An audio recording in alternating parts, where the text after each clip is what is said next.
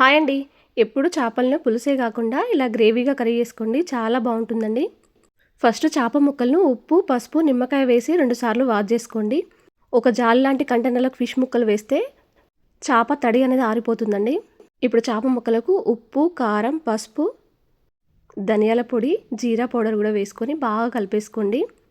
ఒక ఉల్లిగడ్డ ఇలా కాల్చుకొని మెత్తగా పేస్ట్ చేసుకోండి. కడాయిలో ఒక 1 టేబుల్ స్పూన్ మెంతులు, 1 టేబుల్ స్పూన్ ధనియాలు, 1 టేబుల్ స్పూన్ జీలకర్ర వేయించుకొని పౌడర్ చేసి పెట్టేసుకోండి. ఇప్పుడు అదే కడాయిలో కొంచెం ఆయిల్ ఎక్కువగానే వేసుకోండి. జీలకర్ర, పచ్చిమిర్చి వేగిన తర్వాత చిన్నగా తరిగిన ఆనియన్స్ కూడా వేసి పుదీనా కూడా వేసుకొని మంచిగా ఫ్రై అయిన తర్వాత మనం కాల్చి పేస్ట్ చేసుకున్న ఆనియన్ పేస్ట్ కూడా వేసుకొని పచ్చివాసన పోయేంత వరకు కలుపుకున్న తర్వాత ఒక 1/2 టీ స్పూన్ ఉప్పు వేసుకొని అల్లం వెల్లుల్లి పేస్ట్, పసుపు కూడా వేసుకొని పోపులోనే మంచిగా ఫ్రై చేసుకోండి. ఒక 2 టమాటాలు నేను పేస్ట్ చేసుకున్నానండి. లేదంటే 2 టమాటాలు చిన్నగా తరిగి కూడా వేసుకోవచ్చు. పచ్చివాసన పోయేంత వరకు కూడా వేయించండి.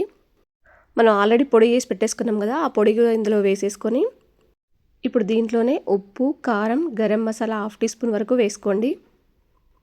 మసాలాలన్నీ వేసుకున్న తర్వాత ఒకసారి లైట్గా కలిపేసుకొని ఆయిల్ పైకి వచ్చేంత వరకు కూడా కలుపుకుంటూ ఉండండి.